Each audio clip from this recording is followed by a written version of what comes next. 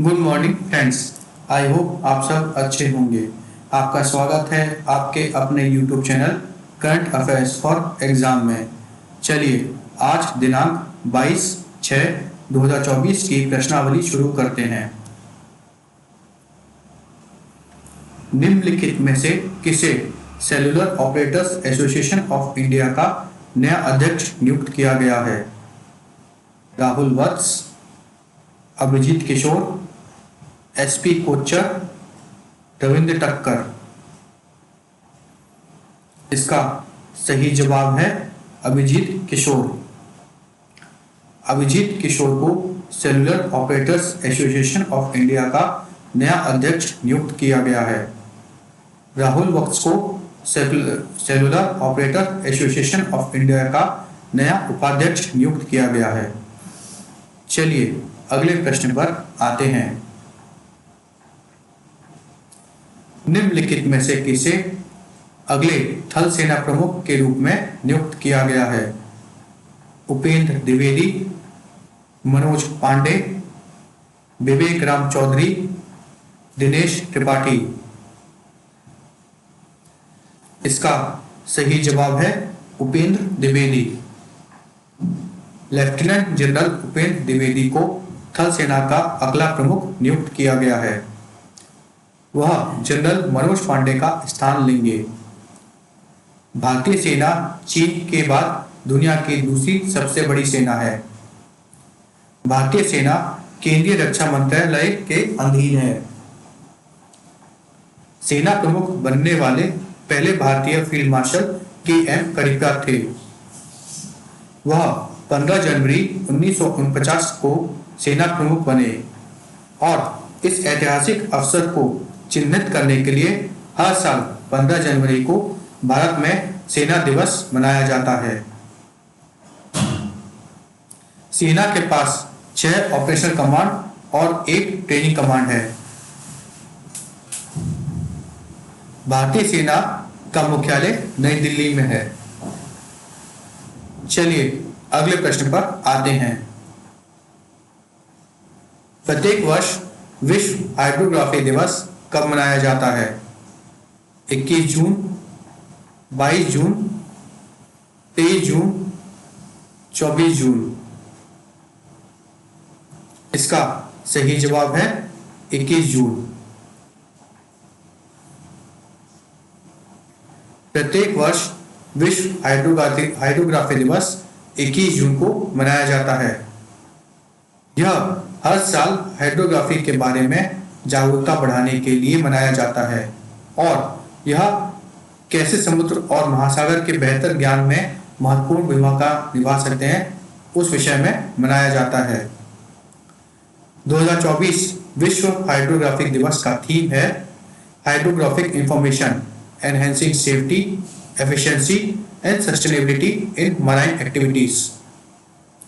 इसकी स्थापना 2005 में अंतर्राष्ट्रीय हाइड्रोग्राफिक संगठन IHO द्वारा की गई थी। हाइड्रोग्राफी जल निकायों और निकटवर्ती तटीय क्षेत्रों का वैज्ञानिक अध्ययन है जो समुद्री सुरक्षा, पर्यावरण प्रबंधन और आर्थिक विकास में महत्वपूर्ण भूमिका निभाता है।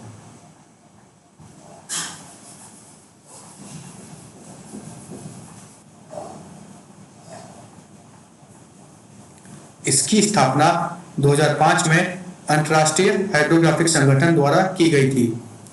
हाइड्रोग्राफी जल निकायों और निकटवर्ती तटीय क्षेत्रों का वैज्ञानिक अध्ययन जो समुद्री सुरक्षा, पर्यावरण प्रबंधन और आर्थिक विकास में महत्वपूर्ण भूमिका निभाता है।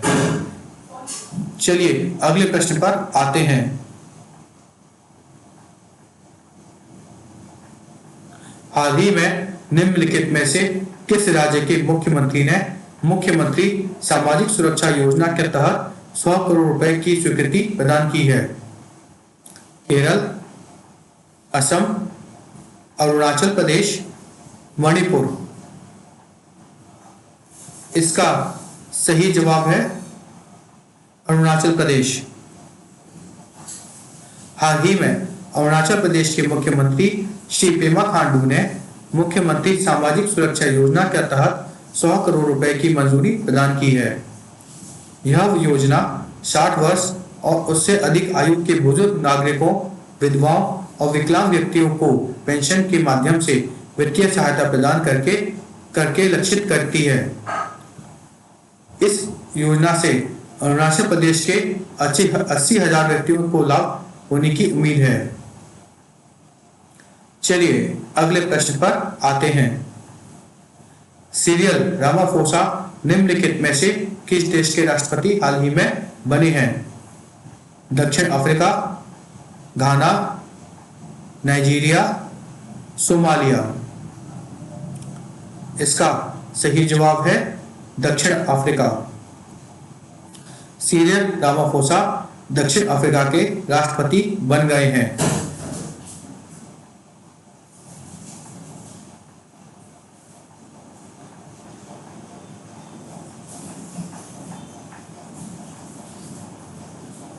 हाल ही में निम्नलिखित में से किस राज्य सरकार ने शहरी क्षेत्रों में 24/7 मतलब 24 घंटे 7 दिन दुकानों को अनुमति देने का निर्णय लिया है?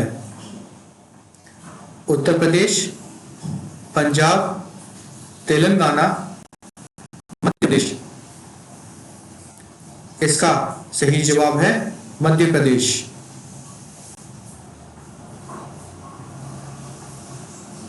हाल ही में मध्य प्रदेश राज्य सरकार ने शहरी क्षेत्रों में 24 घंटे 7 दिन दुकान खोलने की अनुमति कर देने का निर्णय लिया है। मध्य प्रदेश सरकार ने शहरी और औद्योगिक क्षेत्रों में रेस्टोरेंट, मॉल, रिजॉर्ट और थिएटर जैसी दुकानों और अन्य व्यावसायिक प्रतिष्ठानों को 24 घंटे खुले रहने की अनुमति देने का निर्णय लिया है। चलिए अगले प्रश्न पर आते हैं। हाल ही में निम्नलिखित में से कौन सा देश अपना स्वयं का गहरे सागर मिशन वाला छठा देश बन गया है? Bharat, UK, USA, Spain. इसका सही जवाब है भारत। हाल ही में भारत अपना स्वयं का गहरे समुद्र मिशन वाला छठा देश बन गया है। गहरे समुद्र मिशन में शामिल देश हैं चीन, फ्रांस, जर्मनी, रूस, दक्षिण कोरिया और अब भारत।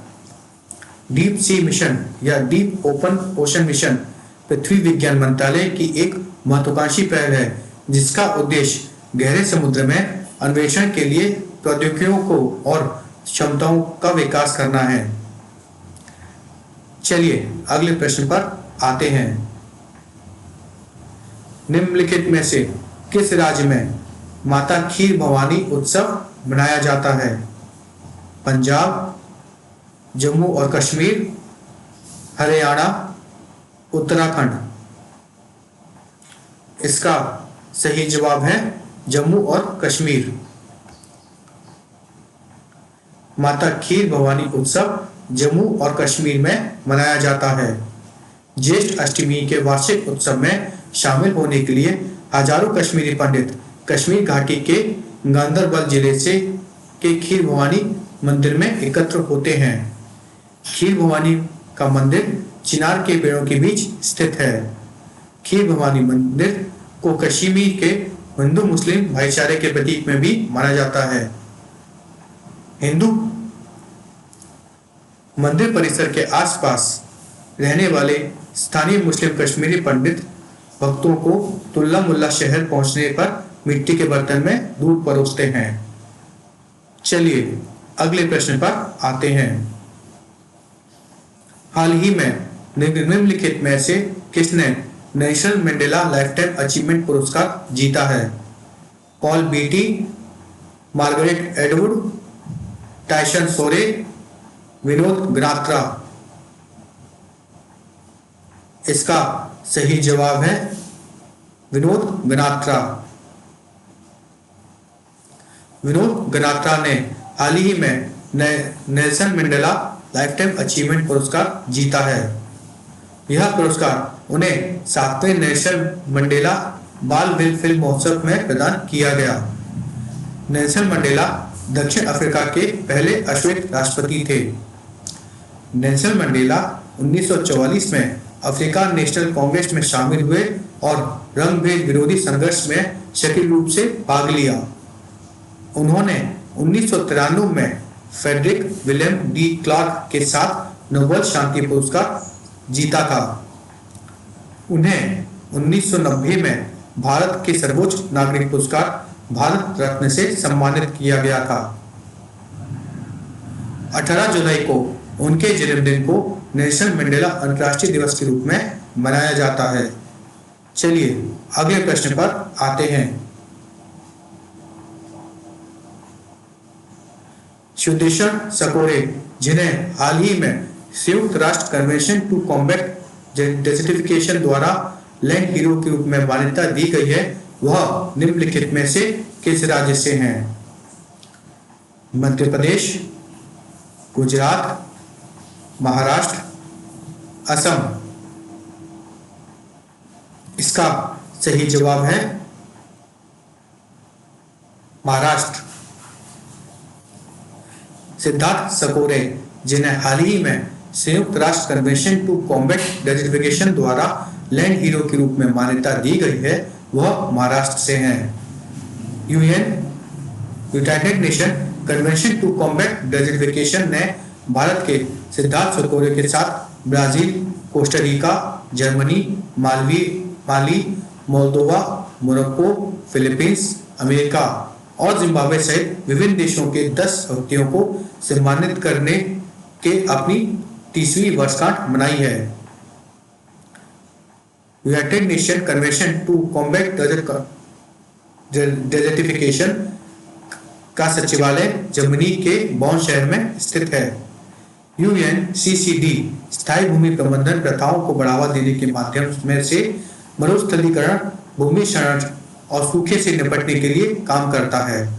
फ्रेंड्स, आज का सेशन यही समाप्त होता है। आपको हमारा सेशन कैसा लगा कमेंट कर बताइएगा तथा लाइक एवं सब्सक्राइब अवश्य कीजिएगा। धन्यवाद।